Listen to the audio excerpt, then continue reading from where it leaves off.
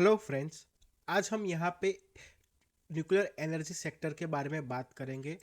तो यहाँ पे हम देखें तो न्यूक्लियर एनर्जी सेक्टर में गवर्नमेंट ने क्या पॉलिसी फॉर्म की है, आगे का ग्रोथ प्रोस्पेक्ट क्या है, कौन कौन सी कंपनियाँ इस वैल्यू चेन में काम करती है, उसके बारे में हम जानेंगे।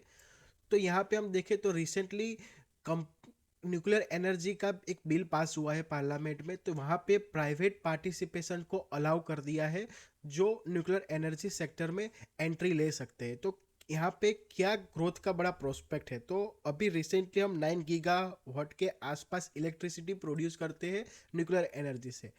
गवर्नमेंट का प्लान है कि हम 100 गीगावाट इलेक्ट्रिसिटी 2014-7 तक प्रोड्यूस करें न्यूक्लियर एनर्जी से। तो उसके लिए प्रपोज हुआ है कि 22+ न्यू न्यूक्लियर पावर प्लांट हम यहाँ पे एस्टाब्लिश करें। तो उसके लिए गवर्नमेंट ने एफडीआई का परमिट कर दिया है जो न्यूक्लियर कंपोनेंट मैन्युफैक्चरिंग में। और यहाँ पे प्राइवेट कंपनियों को एंट्री दे दी गई है। तो यहाँ पे अच्छा खासा प्राइवेट इन्वेस्टमेंट भी इस सेक्टर में आता हुआ दिखेगा। और स्मॉल मॉड्यूलर रिएक्टर का भी एक जो प्लांट होता है उसको भी परमिशन दे गई है। तो यहाँ पे कौन कौन सी कंपनियां बेनिफिट करेगी और आगे कौन कौन कौन सी कंपनियों को इस वैल्यू चेन से फ़ायदा होगा, तो उसके बारे में हम डिस्कस करते हैं।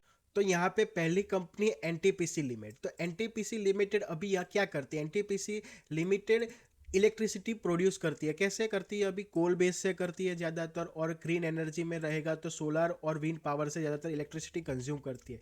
लेकिन इन्होंने एक कहा है कि हम न्यूक्लियर एनर्जी का एक पावर प्लांट डालेंगे, वहाँ से भी almost 20 to 30 gigawatt electricity produce करेंगे अप टू 2015 तक। तो यहाँ पे एक पोटेंशियल प्लेयर है जो न्यूक्लियर एनर्जी में इन अच्छा खासा इन्वेस्ट करने वाला है। तो उन्होंने रिसेंटली एनटीपीसी ने फर्स्ट न्यूक्लियर पावर प्लांट बनाने के लिए एनपीसीआईएल के साथ जॉइंट वेंचरशिप की है। तो ये प्लांट बनाने में और एस्टेब्लिश करने में हेल्प करी। तो ये एनपीसीआईएल है क्या।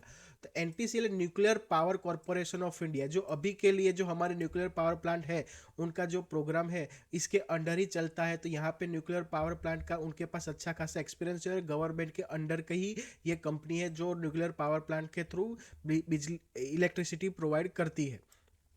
तो ये इनका फुल फॉर्म है nuclear power corporation of India, और इनके साथ जॉइंट वेंचर किया है। उसके बाद हम देखें तो बेल, दूसरी कंपनी बेल है। ये वैल्यू चेन में सप्लाई का काम अच्छा खासा करती है। तो ये अभी करेंटली जो न्यूक्लियर पावर प्लांट है वहाँ पे और फ्यूचर में जो आने वाले हैं उसके लिए अच्छा एक अपॉर्चुनिटी ओपन हो रहा है कि वो स्टीम जनरेटर, रिएक्टर के कंपोनेंट जो छोटे छोटे होते हैं और हैवी फैब्रिकेशन वर्क जो होता है वो ये सब करती है न्यूक्लियर पावर प्लांट के एस्टेब्लिश के टाइम, और जो रिक्वायरमेंट होता है वो उसके हिसाब से प्रोवाइड करती है। तो स्टीम जनरेटर, रिएक्टर कंपोनेंट और हैवी फैब्रिकेशन जो वर्क है ये इसमें बेल कंपनी काम करती है।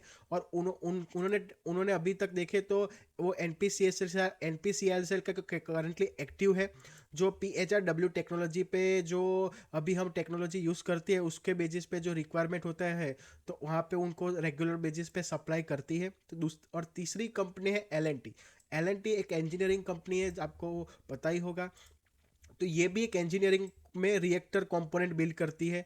कंटेनमेंट सिस्टम जो होता है वो करती है। और कूलिंग टावर जो न्यूक्लियर एनर्जी में यूज़ होते हैं वो ये कंपनी बनाती है। और ये अभी रिसेंटली सप्लाई भी करती है और आगे भी अच्छे खासे ऑर्डर फ्लो मिलेंगे जब ये नए प्लांट बनने शुरू होंगे तब।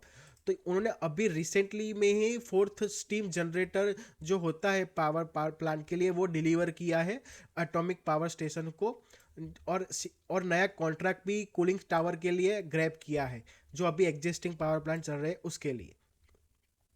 तो ये एक अच्छा खासा प्लेयर है और एक्सपीरियंस प्लेयर है जो एल ये यहाँ पे भी एक कंपनी है। उसके बाद है HCC कंस्ट्रक्शन कंपनी में, जो न्यूक्लियर सिविल का कंस्ट्रक्शन का वर्क है जो एस्टाब्लिश करना फर्स्ट फेज में, वहाँ पे ये कंपनी को अच्छा खासा ऑर्डर फ्लो आता हुआ दिख सकता है। तो यहाँ पे क्या करती है कंपनी, जो जो स्ट्रक्चर है, सिविल कंस्ट्रक्शन में जो स्ट्रक्चर बिल्डिंग है, उनके सेफ्टी के लिए जो जो मटेरियल यूज़ करके जो बनाना होता है, वो ये कंपनी काम करती है। मीन सिविल कंस्ट्रक्शन का जो वर्क रहेगा न्यूक्लियर पावर प्लांट बिल्ड करने के लिए, तो यहाँ पे इसको अच्छा खासा ऑर्डर फ्लो आता हुआ दिख सकता है। इसमें एलएनटी भी आ सकती है, लेकिन ये ऑलमोस्ट 60% ऑफ इंडियन जो करंट इंस्टॉलेशन है वहाँ पे इसने इसने ही काम किया है, तो वेल एक्सपीरियंस प्लेयर है।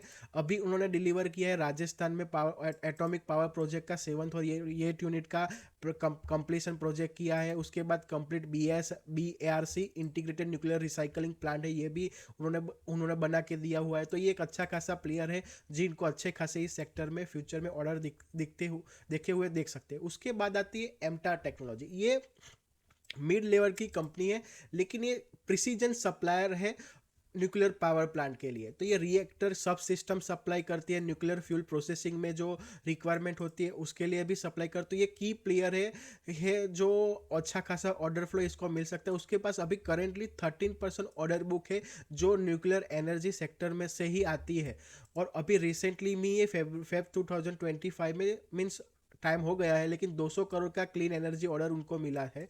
ये कंपनी का डेटा है, ये तो कौन कौन है, लेकिन ये अच्छा खासा एक कंपनी है जहाँ पे ये एरोस्पेस में भी है, उसके बाद न्यूक्लियर एनर्जी में है, हाइड्रोजन में है, और डिफेंस में भी है। और ये की जो प्रिसीजन वर्क होता है, इंजीनियरिंग वर्क, उसमें हर सेगमेंट में ये काम करती है। तो एक अच्छा खासा एक प्लेयर है आने वाले टाइम के में। उसके बाद है वालचंद नगर इंडस्ट्री। ये एलएनटी जैसा ही एक्सपीरियंस प्लेयर है जो ऑलमोस्ट 40+ इंजीनियर एक्सपीरियंस है, और ये हाई प्रिसीजन रिएक्टर कंपोनेंट बनाती है। तो इसके पास भी अच्छा खासा एक अपॉर्चुनिटी है जो नए ऑर्डर फ्लो के लिए जो ट्रस्टेड पार्टनर है, ये वन ऑफ दी हो सकता है वालचंद नगर इंडस्ट्री। उसके बाद पटेल एटैप लिमिटेड है। ये ज़्यादातर एसएमई कंपनी है जो कंडक्टर, कूलिंग सिस्टम और हीट एक्सचेंजर बनाते हैं। जो न्यूक्लियर ग्रेड का हीट एक्सचेंजर है ये कंपनी बनाती है, तो इसको हीट एक्सचेंजर के लिए अच्छा खासा ऑर्डर मिलने का प्रोबेबिलिटी रहेगा आने वाले टाइम में। तो यहाँ पे ये पटेल एटैप भी एक कंपनी रहेगी जो न्यूक्लियर ग्रेड का हीट एक्सचेंजर करती है। उनके पास क्रिटिकल सप्लाई है जो कूलिंग और हीट ट्रांसफर इक्विपमेंट की, ये अच्छा खासा डिमांड में इनका रह सकता है आने वाले टाइम पे। लेकिन यहाँ पे अब देखें तो ये कंपनियां अभी रिसेंटली जो सप्लाई चेन है हमारे न्यूक्लियर एनर्जी सेक्टर में, वहाँ पे ये जो रिक्वायरमेंट होती है वो फुलफिल करती है। लेकिन यहाँ पे नया इन्वेस्टमेंट आता हुआ फ्यूचर में दिख सकता है, लेकिन ये currently at a time on the spot नहीं दिखेगा, आने वाले टाइम में दिखेगा। तो यहाँ पे जो भी इन्वेस्टमेंट होगा इस सेक्टर में इमीडिएट पेजिस पे नहीं, स्लोली ग्रोथ होगा। और आने ऑलमोस्ट 1 साल या उसके बाद के टाइम पे यहाँ पे हमें इन नए ऑर्डर फ्लो और नया इन्वेस्टमेंट आता हुआ इस सेक्टर में दिखेगा, और अनाउंसमेंट भी होगा कि हम लोग ये अभी स्टार्ट कर रहे हैं ऐसा। तो ये की बेनिफिशियल कंपनी है जो ये कंपनियां हैं जो उनको अच्छा खासा ऑर्डर फ्लो मिल सकता है जब इन्वेस्टमेंट साइकिल जब स्टार्ट होगा कंपनी का। लेकिन एक बात आप जान सकते हो यहाँ पे कि ऑल कंपनी को ऑर्डर इमीडिएटली नहीं बनने वाला, ये फ्यूचर में उनको बेनिफिट होने वाला है इस पॉलिसी की इसी वजह से। तो ये एक की सेक्टर रहेगा आने वाले टाइम में। हमें इसमें ये स्टॉक और ये रिलेटेड जो थीम है उस पर कंप्लीटली मॉनिटर रखना चाहिए। That's all today. ये स्टॉक आप रिमाइंड कर सकते हो, और इसका जो ये ब्लॉग का लिंक है वो मैं डिस्क्रिप्शन में डाल दूंगा, तो आप यहाँ से रीड कर सकते हो। That's all today. Thank you friends.